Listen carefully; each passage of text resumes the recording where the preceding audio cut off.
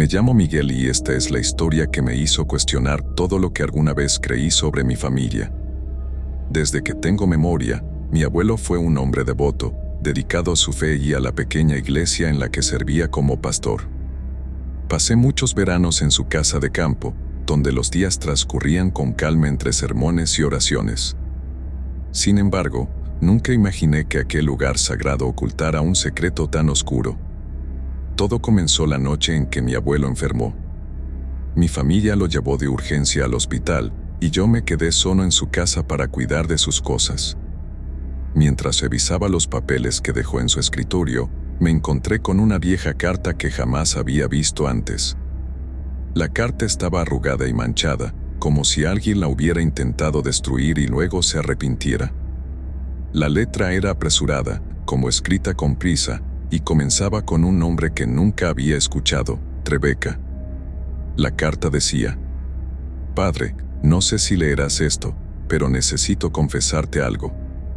Todo lo que hemos hecho me ha traído solo sufrimiento. Ya no soporto las noches de llantos y las sombras que me persiguen.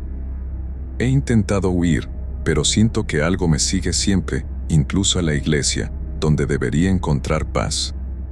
Lo que tú llamas expiación solo me ha traído más culpa y dolor. No puedo más. Por favor, perdóname». Quedé paralizado. ¿Quién era Rebeca? Nunca había oído hablar de ella en la familia. Me pregunté si era una antigua miembro de la congregación o alguien que mi abuelo ayudó en algún momento, pero la intimidad de las palabras me hizo pensar que era algo más personal. Esa noche, no pude sacarme la carta de la cabeza, y una inquietud comenzó a crecer en mí. Decidí investigar, pero sabía que nadie en la familia me daría respuestas. Todos reverenciaban a mi abuelo sin cuestionamientos. Al día siguiente, comencé a explorar el sótano de la casa, un lugar donde a los nietos nos prohibían entrar. Al bajar las escaleras, un olor a humedad me envolvió, y noté que las paredes estaban cubiertas de viejas fotografías familiares, algunas de las cuales nunca había visto. Fue entonces cuando la encontré, una foto en blanco y negro de una joven con ojos tristes y cabello oscuro, parada al lado de mi abuelo, quien lucía mucho más joven. En el dorso de la foto estaba escrito el nombre, Rebeca, 1972. Mi corazón comenzó a latir con fuerza. Esa era la joven de la carta. Rebeca había sido parte de mi familia, pero por alguna razón, todos la habían borrado de nuestras vidas. Tomé la fotografía y seguí buscando en el sótano, hasta que, en el rincón más oscuro, descubrí una pequeña puerta de madera que parecía sellada con clavos.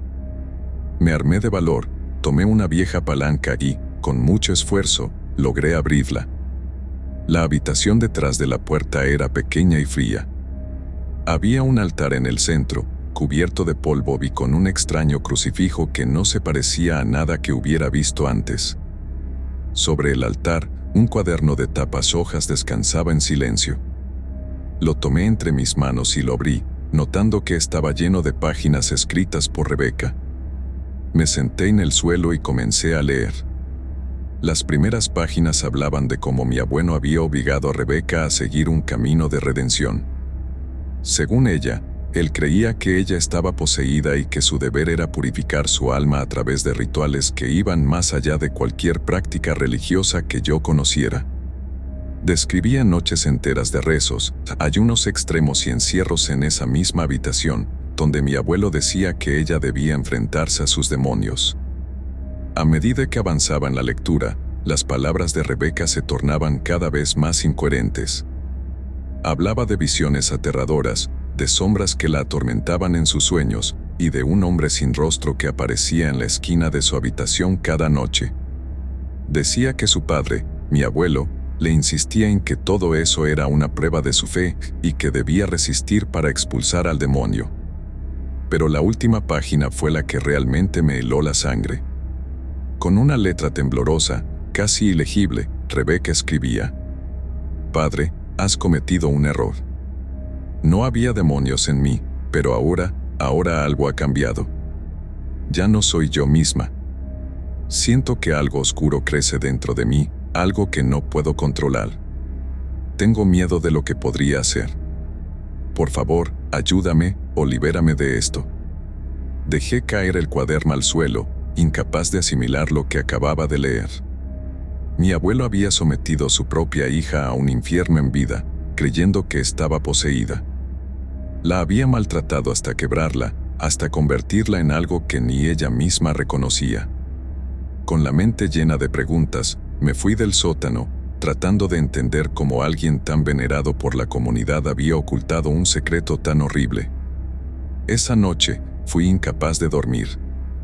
Sentía que alguien me observaba desde las sombras de la casa, como si hubiera despertado algo al leer las palabras de Rebeca. Alrededor de las 3 de la mañana, escuché un ruido en el pasillo, como si alguien caminara suavemente. Pensé que era el viento, pero entonces vi una figura en el umbral de mi habitación. Era una mujer, delgada y con el cabello oscuro cayendo desordenadamente sobre su rostro. Su piel era pálida, casi translúcida, y sus ojos estaban llenos de una tristeza infinita. Sabía que era Rebeca, aunque nunca la había conocido. Intenté hablar, pero las palabras no salieron. Ella se quedó allí, mirándome, sin decir nada, hasta que comenzó a murmurar: «Libérame, libérame». Mi cuerpo estaba paralizado por el miedo. Cerré los ojos, y cuando los abrí, ella ya no estaba, pero el cuarto seguía impregnado de su presencia. Pasé el resto de la noche sin moverme, temblando de terror, incapaz de entender lo que acababa de suceder. A la mañana siguiente, visité a mi abuelo en el hospital. Sabía que él estaba consciente, aunque apenas podía hablar. Me acerqué a su cama y le pregunté sobre Rebeca. Sus ojos, que siempre habían sido fríos y distantes, se llenaron de terror. Se quedó en silencio, pero sabía que mis palabras le habían traído recuerdos que él había intentado enterrar. Finalmente, murmuró con una voz débil: «Ella era mi cruz. Mi penitencia. Quise salvarla, pero no pude. Y ahora, está atrapada». Mi abuelo falleció esa misma noche, y con él se fue la última posibilidad de obtener respuestas. Desde entonces, el recuerdo de Rebeca no me abandona. A veces, escucho susurros en la casa de campo, como si me llamara desde el otro lado. He intentado olvidarlo, hacerme creer que todo fue un sueño, pero cada noche, a la misma hora, siento su presencia, vigilándome, esperando, y sé que, hasta que alguien la libere, ella seguirá allí, atrapada entre este mundo y el siguiente. Siempre me he mantenido al margen de los chismes y los rumores, pero aquella vez, lo que se decía en el pueblo sobre el pastor y su hija era imposible de ignorar. Nadie sabía mucho sobre ellos. El pastor era una figura sombría, de pocas palabras y muy reservado. Tenía una hija, Esther, una joven que apenas se dejaba ver, pero cuando lo hacía, parecía siempre triste, como si algo pesado la envolviera. Era casi como si nunca hubiera vivido un solo momento de felicidad. Lo que más me llamó la atención de ella fue la forma en que la gente hablaba sobre sus supuestas habilidades. La voz popular afirmaba que Esther tenía el don de ver más allá de este mundo, que podía comunicarse con almas perdidas y, en ocasiones, percibir presencias siniestras. Cuando alguien del pueblo perdía a un ser querido, solía recurrir al pastor para un consuelo espiritual, pero los rumores decían que algunos buscaban a Esther, ansiosos por saber si sus muertos estaban en paz o si, tal vez, tenían asuntos pendientes en esta tierra. Todo cambió un otoño, cuando se empezó a correr la voz de que Esther había desaparecido sin dejar rastro. Según contaban, una noche simplemente no volvió a su hogar después de salir a dar un paseo. El pueblo entero se volcó en su búsqueda, pero ni un solo indicio se encontró sobre su paradero. Fue como si la tierra se la hubiese tragado. Con el paso del tiempo, la gente fue aceptando la pérdida, aunque nunca olvidaron la desaparición de Esther. Sin embargo, había algo extraño en la reacción del pastor. En lugar de mostrarse destrozado, parecía aliviado, como si un enorme peso hubiera desaparecido de sus hombros. Alguien mencionó que él continuaba con sus sermones, aunque con menos fervor, y sus sermones comenzaron a tener un tono diferente, casi desesperado, como si hablara de algo que lo carcomía desde dentro. Una noche, meses después de la desaparición, un amigo, que tenía acceso a la iglesia, se atrevió a proponerme algo: investigar. Sentía una enorme curiosidad y miedo al mismo tiempo. ¿Y si había algo siniestro detrás de la desaparición de Esther? ¿Y si el pastor sabía más de lo que aparentaba? Esa noche, cuando la iglesia estaba desierta, nos colamos en el despacho del pastor. La habitación estaba en penumbras, y una extraña energía nos odiaba. Comenzamos a registrar los archivos y libros viejos, esperando encontrar alguna pista. Fue entonces cuando encontramos un diario pequeño, con una caligrafía que parecía de una niña. Al abrirlo, leímos el nombre en la primera página: Esther. Las primeras páginas eran relativamente normales. Esther hablaba de su día a día, sus pensamientos y su amor por la naturaleza. Pero, a medida que avanzábamos a la lectura, el tono de sus palabras cambió. Empezó a escribir sobre sueños extraños, visiones de sombras y voces que parecían llamarle en sus momentos de soledad. Sentía que algo la acechaba, algo que incluso su padre no podía ahuyentar. Pero la verdadera revelación estaba en las últimas páginas, donde Esther describía cómo su padre la llevaba al sótano de la iglesia cada noche, asegurándole que estaba ayudándola a purificarse. Ella se resistía, pero el pastor la forzaba a asistir a estos extraños rituales, donde recitaba oraciones en lenguas extrañas y encendía velas negras en forma de cruz. Esther escribía que, después de cada ceremonia, sentía una presencia oscura creciendo dentro de ella, una fuerza que cada vez se hacía más difícil de controlar. Mi amigo y yo nos miramos en silencio, paralizados por lo que acabábamos de leer. Decidimos bajar al sótano y comprobar si todo aquello era real. Con manos temblorosas, encontramos la puerta que conducía al sótano y, al abrirla, un frío inusual nos golpeó de inmediato. Bajamos las escaleras lentamente, y lo que encontramos allí no se borrará jamás de mi memoria. El sótano era una pequeña habitación, oscura y mal iluminada. Las paredes estaban cubiertas de símbolos que jamás había visto, tallados en la piedra. En el centro de la habitación había un círculo de velas negras, apagadas y derretidas, y un extraño altar cubierto de polvo. Pero lo más perturbador fue la sensación de estar siendo observado. No estábamos solos en ese lugar. Fue entonces cuando escuchamos pasos arriba. Mi amigo y yo nos miramos con terror. Alguien había entrado en la iglesia. Apagamos nuestras linternas y contuvimos la respiración, esperando que fuera solo nuestra imaginación, pero los pasos bajaron por las escaleras. Nos pegamos a la pared, intentando fusionarnos con las sombras. Era el pastor. El hombre bajó con una tranquilidad inquietante, susurrando palabras en ese extraño lenguaje que habíamos leído en el diario de Esther. Al llegar al sótano, encendió las velas una a una, hasta que la habitación quedó iluminada con un brillo anaranjado. Sus ojos se posaron en el altar, y con voz suave, casi paternal, dijo: «Esther, sé que estás aquí. Hoy completaremos lo que no terminamos». Estaba paralizado. Mi amigo y yo nos miramos, aterrados, pero sin poder movernos. De repente, el ambiente se volvió más frío y algo comenzó a materializarse en el círculo de velas. Era una figura borrosa, pálida, pero con rasgos que reconocí de inmediato. Era Esther. La joven miraba al pastor con ojos llenos de odio. Sus labios no se movieron, pero escuché su voz, clara como el día, en mi cabeza: «Tú me condenaste, Padre. Me entregaste a la oscuridad».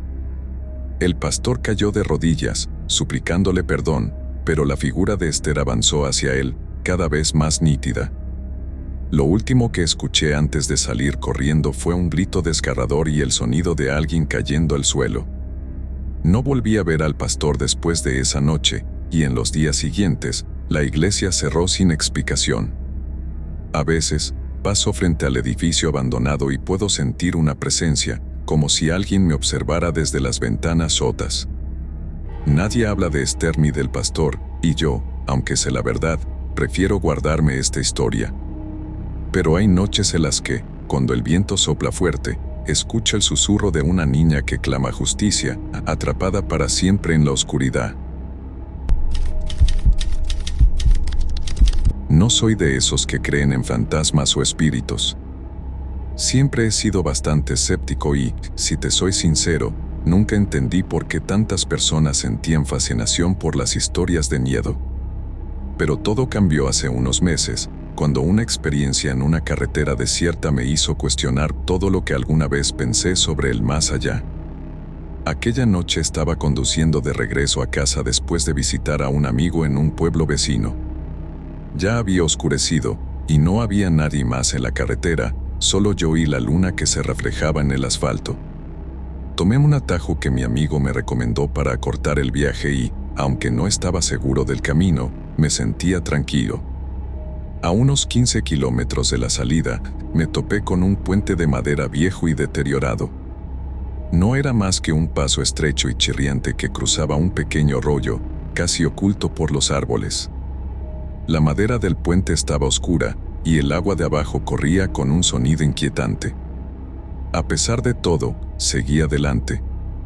Quería llegar a casa lo antes posible, así que ignoré la sensación de incomodidad y avancé. A medida que iba cruzando, algo llamó mi atención. En medio del puente, vi una figura borrosa. Al principio, pensé que era un animal, tal vez un perro. Pero, cuando me acerqué, me di cuenta de que era algo diferente. Era una sombra, una figura humana que no tenía rostro ni cuerpo definido, solo la vaga silueta de una persona que se cernía en el centro del puente. Me detuve en seco, con el motor en marcha, mientras aquella sombra permanecía inmóvil frente a mí. Sentí un escalofrío en la nuca y una sensación de que algo estaba profundamente mal. La sombra parecía estar mirándome, aunque no tenía ojos, ni boca, ni ningún rasgo humano. Me congelé en el asiento, incapaz de apartar la vista, mientras esa figura parecía absorber toda la luz de la noche. Finalmente, cuando mi corazón no podía latir más rápido, intenté tranquilizarme, diciéndome que era solo una ilusión, un juego de luces y sombras. Aún así, el miedo era incontrolable. Di un volantazo, intentando maniobrar para pasar junto a ella sin mirarla, pero a medida que avanzaba, noté algo aterrador. La sombra se movía junto a mi auto. Iba pegada a mí, como si estuviera esperando que bajara la ventanilla o que hiciera algún movimiento en falso. Seguí conduciendo, respirando con dificultad, mientras esa figura me escoltaba a lo largo del puente, sin despegarse un centímetro. Cuando llegué al final del puente, tomé una bocanada de aire, esperando que la sombra se desvaneciera. Pero cuando giré la cabeza hacia el asiento del copiloto, vi algo que me dejó sin aliento. La figura estaba ahí, sentada junto a mí, en el asiento vacío, con su oscuro contorno difuso pero firme, como si me estuviera mirando. Pisando el acelerador con todas mis fuerzas, salí disparado de ahí. No miré atrás ni una vez, temiendo que cualquier vistazo me revelara algo que no quería ver. Conduje a máxima velocidad hasta que llegué a una estación de servicio en la carretera. Frené de golpe, respirando con dificultad, y me obligué a bajar del auto. Sentía que la sombra aún estaba conmigo, como si estuviera impregnada en el vehículo o, peor aún, en mi mente. Al bajarme, el cansancio me golpeó como una ola. Entré a la estación y me acerqué al mostrador, donde un hombre mayor me miraba con una expresión de sorpresa y preocupación. ¿Está bien, muchacho?, me preguntó, probablemente notando el estado de pánico en el que me encontraba. Asentí, pero mi voz temblaba cuando intenté hablar. Después de un momento, le conté lo que había visto en el puente, esperando que él se riera o me dijera que era una locura. Pero, para mi sorpresa, no lo hizo. En cambio, suspiró y se quedó en silencio, como si estuviera recordando algo. «No eres el primero que ve esa sombra, hijo», dijo finalmente, con voz baja. «Muchos han pasado por ese puente y han tenido experiencias parecidas. Hace muchos años, una joven desapareció en ese mismo lugar. Era hija de un hombre importante del pueblo y dicen que fue vista por última vez en ese puente. Nadie supo qué le ocurrió, pero desde entonces, algunos viajeros han visto esa sombra que parece buscar algo o a alguien. Me quedé helado al escuchar sus palabras. Todo el escepticismo que alguna vez tuve se fue desmoronando mientras trataba de comprender lo que acababa de escuchar. ¿La sombra podría ser el espíritu de aquella joven? ¿Estaba atrapada en ese puente, esperando a que alguien le diera respuestas? Decidí quedarme en la estación de servicio hasta el amanecer. No pude cerrar los ojos en toda la noche, temiendo que, si lo hacía, la sombra reaparecería. Cuando finalmente salió el sol, el hombre de la estación me dio un consejo. «No vuelvas a cruzar ese puente», me dijo, mirándome con seriedad. «Algunos dicen que si la ves una vez, ella te seguirá hasta que descubras la verdad. Otros dicen que solo busca a alguien con quien llevarse». Regresé a casa sin mirar atrás. Sin embargo, desde aquella noche, he tenido sueños perturbadores. Sueño con el puente y con la figura que se acerca a mi auto, siempre más cerca, siempre más definida.